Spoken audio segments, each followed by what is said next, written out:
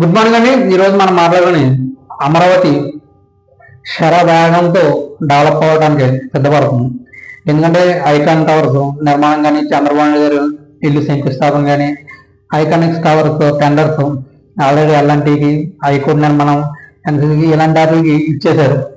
అలాగే central government 6 lines Hyderabad నుంచి విజయవాడ వరకు అది కూడా అనుమతి ఇచ్చారు.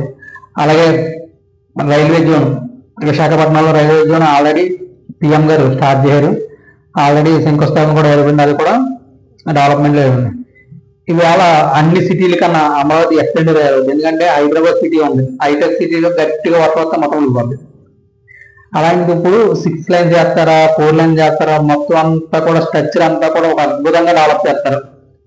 ఇవన్నీ ఆల్రెడీ అనుభవిస్తున్నారు కదా, హైదరాబాద్ కానీ, చెన్నై కానీ, బెంగళూరు కానీ, ఇంకొకటి ట్రాఫిక్ సమస్యలు బాగా ఉన్నారు.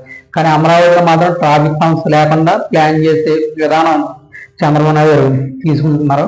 అలాగే కేంద్రం జిల్లాలన్నింటికి కలిపి 350 కోట్లు అప్పు వచ్చింది. అలాగే ఔటర్ రింగ్ రోడ్ కూడా అనుమతులు ఇచ్చింది. అది కూడా స్టార్ట్ అయిపోతుంది. ఆల్రెడీ భూ సర్వే కూడా స్టార్ట్ చేస్తున్నారు. అలాగే next Amaravati main green field highway Amaravati to Hyderabad అది కూడా అనుమతులు ఇచ్చారు.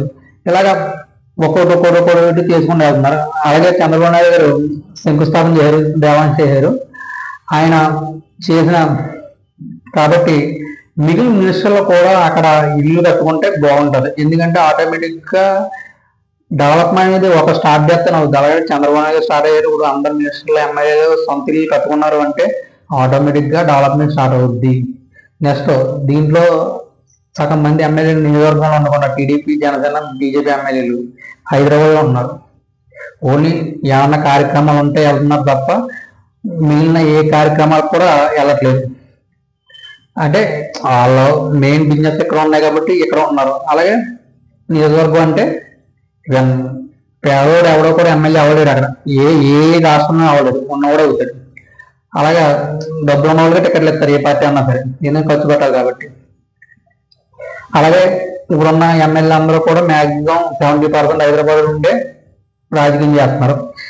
అలాగే ఏపీలో ఔటర్ రింగ్ రోడ్డు ఇలా నందిగామ, నంబూరు ఎలా చుట్టూ తిరిగి దానికి కూడా అనుమతులు ఇచ్చారు. అలాగే ఐకానిక్ టవర్స్ ఆల్రెడీ ఎల్ఎన్టీకి, హైకోర్టు ఇలాంటి వాటికి టెండర్లు వేసి పిలిచేసి వాళ్ళకు కూడా ఇచ్చారు.